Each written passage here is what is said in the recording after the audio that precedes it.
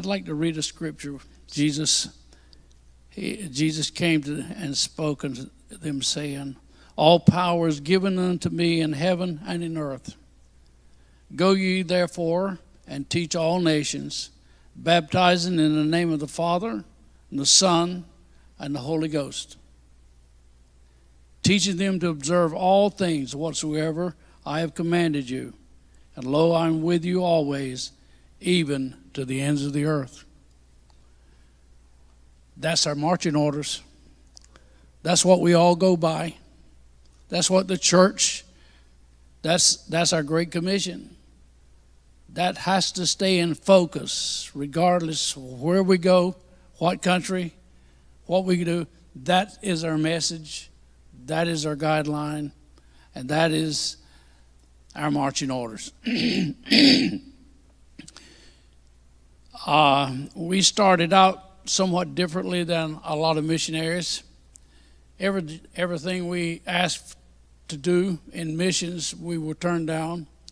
No one really trusted that we had a call on our life, but we kept pestering people and kept pushing, and eventually we made it. And we started out on the island of Eleuthera, and from 1973 until 1979, we ministered there. Some people say, well, that's an easy job. In 1979, it was a little different than it is today. And then God called us in a very unique, special ministry to the UK. We were appointed under the Berean Missionary Fellowship to work specifically with the military. At that time, we had 137 military bases in England, Scotland, and Wales. And we went there. God helped us through many, many ways. That's another story, another mission story all by itself. But we eventually established a charismatic service in the chapel that lasted for 17 years.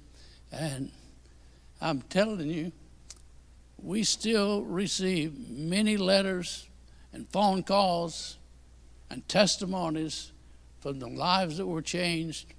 American lives, American soldiers, or actually Air Forces, that were saved, born again in those services and are serving God. Many of them went into the ministry. Some actually came to Southeastern.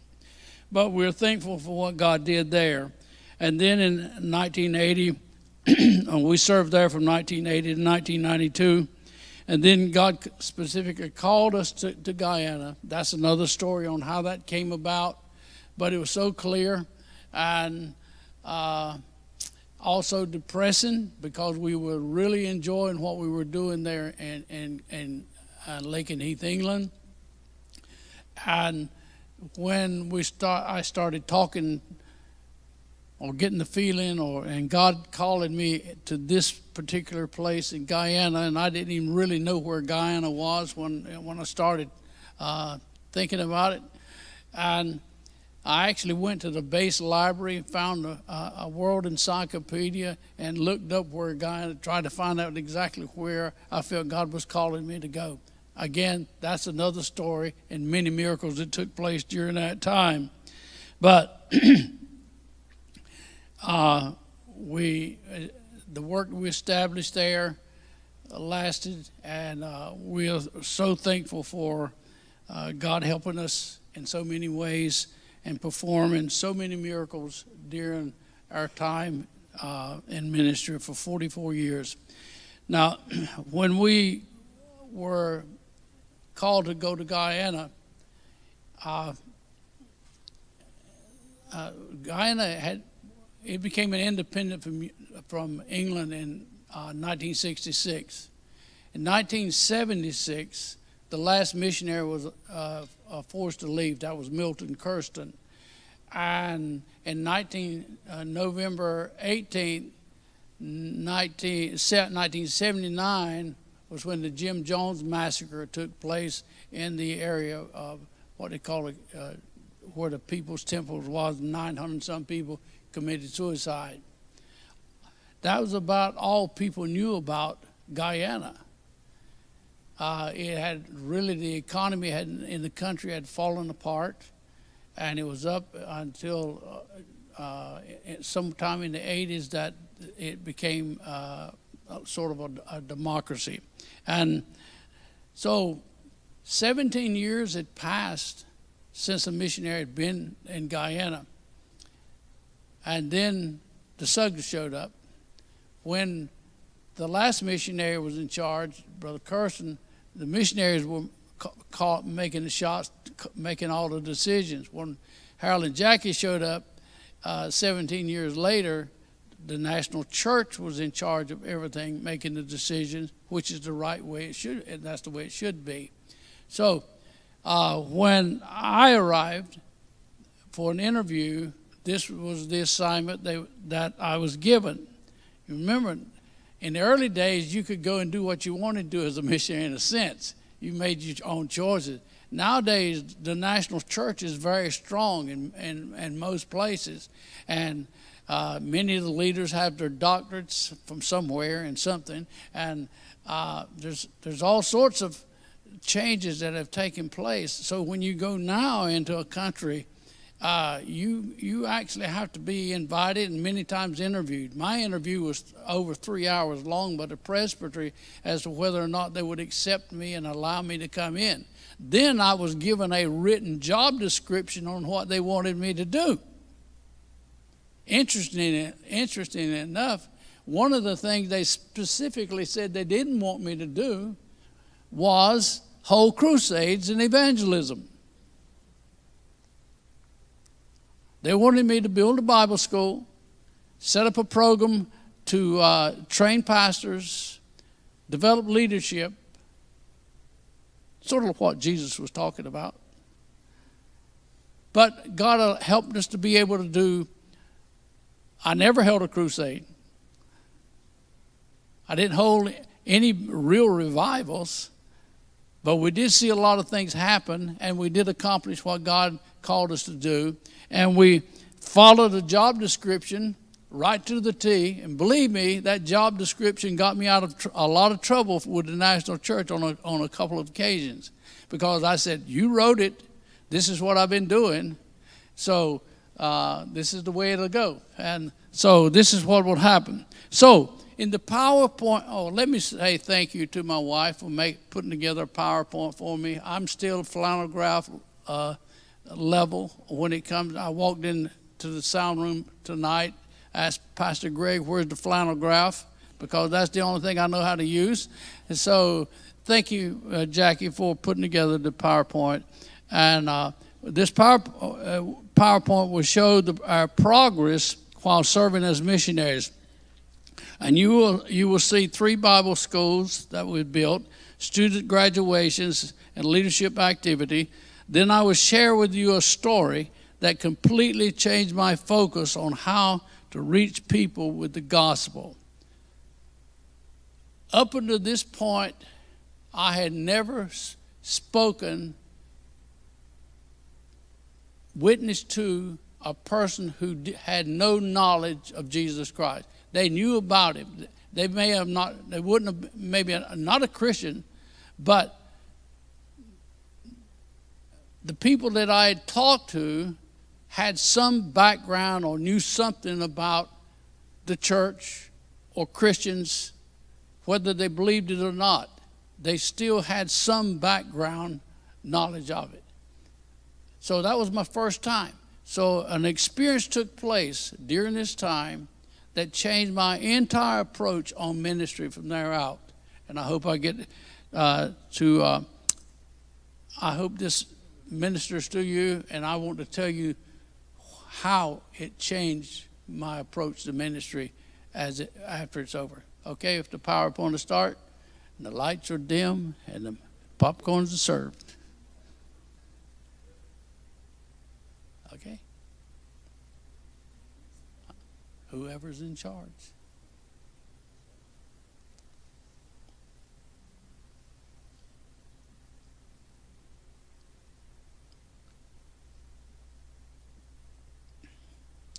That was our second graduation.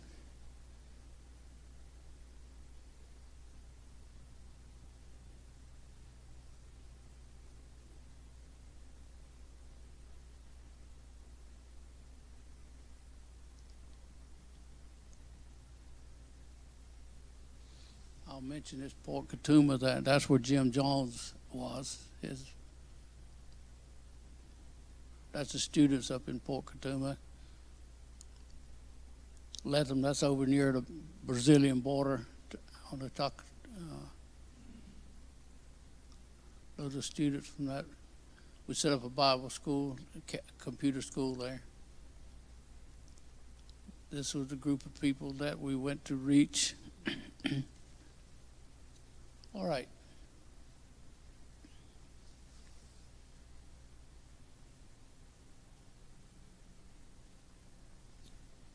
All right.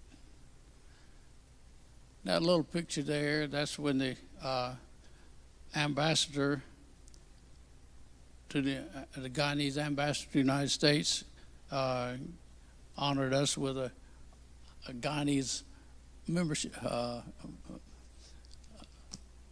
citizenship. I asked him, I said, does that allow me to vote in Guyana? He said, no, it's just an honorary thing. Anyway, so a piece of paper, that's all. All right. One of my Bible school students, he'd been up in the interior working, and when he came out, while there, he came across a group of Iraq Indians that were about 50 in number, and he came to me and he says, Pastor, these people have never heard the gospel. So we put together Pastor Collins, Joe Henry, a couple of students, and we took my boat and we went up the Pomeroon River into the Isoro River and into another tributary. Many, many miles we traveled, found the tribe, talked to the chief, and he gave permission that we would be able to hold a meeting. So that night we gathered in this sort of round building, about 3 foot off the ground, dirt with a wooden floor, and surrounded by a wooden wall, and that's so the kids don't fall off the floor, I guess, and a thatch roof. And so they gathered there that night, typical kind of thing, people sitting on the floor, women nursing babies, and but on the way there in the boat, the thing that was troubling me, how do you talk to somebody who's never heard?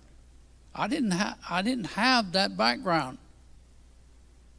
I've talked to a lot of Muslims, Hindus, led some of those to the Lord, but I'd never actually talked to someone who knew nothing about Christianity. This was troubling me, and I was carrying 4 of my students with me, and I know they were expecting me to do the talking. And I had no idea what to do. So on the way, after we arrived there, got permission to hold a service. Our brother got up, and he started singing and doing his little thing like so. Everybody looked like we were crazy, just staring at us. And about 15 minutes of this, I said, boy, I was leaning over against the wall. I said, this thing is going downhill fast. Pastor Colin, well, actually he wasn't a pastor at that time. He later became an ordained minister and a presbyter, but at that time he was a student taking CS level courses. He walked up to the guy that was singing, had him sit down. He walked over to me, asked me for a Bible. This is the Bible that I handed him. He walked back and stood in front of the people, and he says, is there any sick people here? And think about that. How do you reach people who have never heard? He starts off with, is there any sick people here? I guarantee half of them must have had malaria. Is there any sick people here? A young man and woman stepped up, came forward. Pastor, Brother Colin laid his hands on their heads, prayed for them. They went back and sit down. No tears, no emotions, no evidence of a healing. Then Pastor or Colin held up this Bible and says, we have come here to tell you about a book. I started crying. I have his words written down, so I don't rabbit trail here, let me just repeat what he was saying. It said, then Colin held up the Bible. We have come here to tell you about this book. In this book, you will learn how to live. In this book, you will learn what happens to you when you die and where your spirit will go. This book will tell you who made all the rivers, the trees, the animals, and the fish. The Arawak people have a name for this God, and he called a name. And this book tells you something else about this God. It tells you that he had a son. And the name of his son was Jesus. I was in tears. Have you ever heard such a simple, powerful message to a group of people? Is there any sick? Here's the book that tells you about everything. This is a son. His son is the one who just healed these people. I didn't see any evidence of anybody being healed. And he says, tomorrow night we will tell you more about this book and about God and his son. And we closed the service. The next night, we started the service without any singing. He stood up and started talking about the book.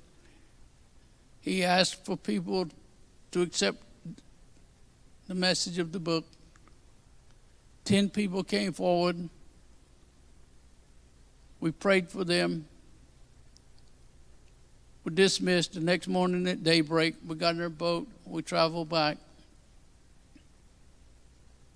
About 2 weeks later, I sent a group back up there to try to reach them, talk to them about water baptism, whatever. And they were gone. Had no idea where they were.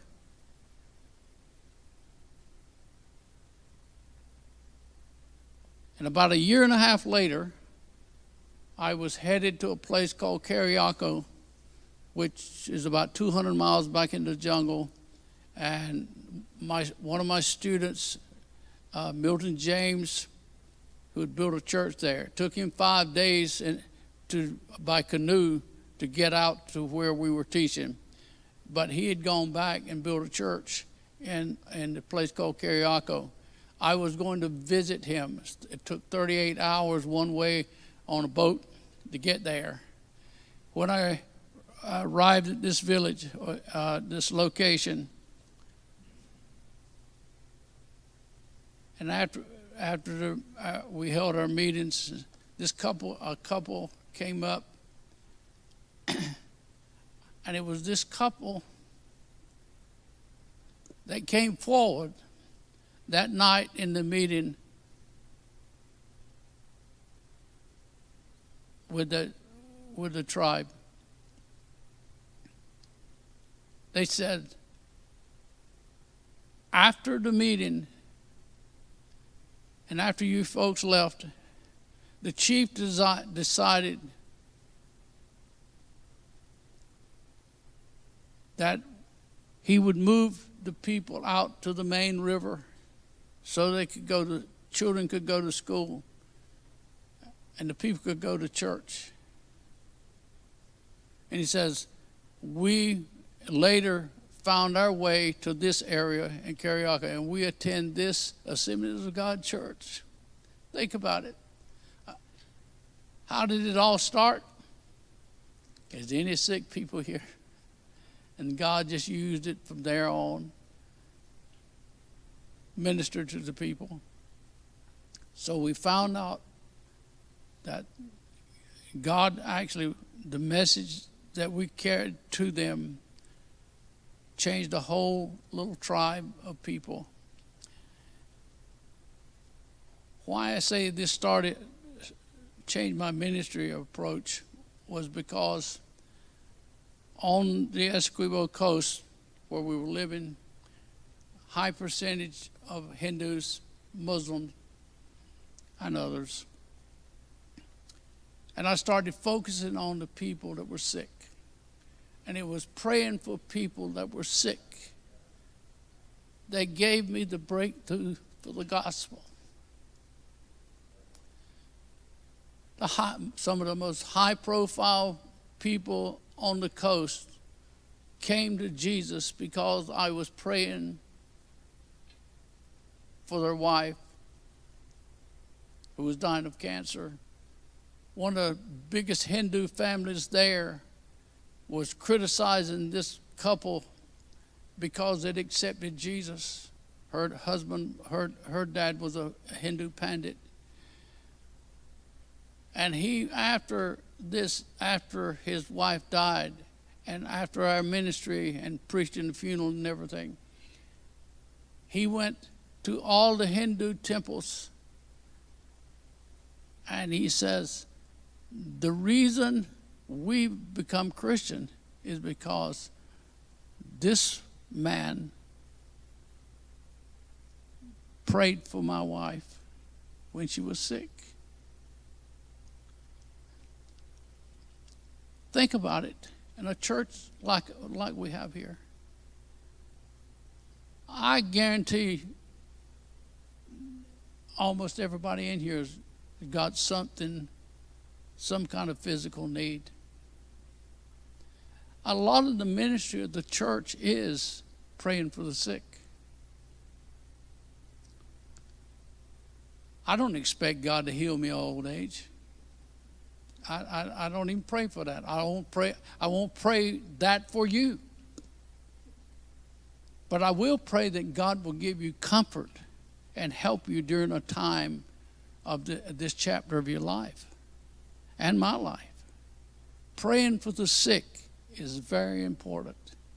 And it will open doors for you regardless, whether it's Teen Challenge, whether it's in Cuba. When you pray for the sick, you get the attention of the people. That is the New Testament pattern for going out and making disciples. Thank you.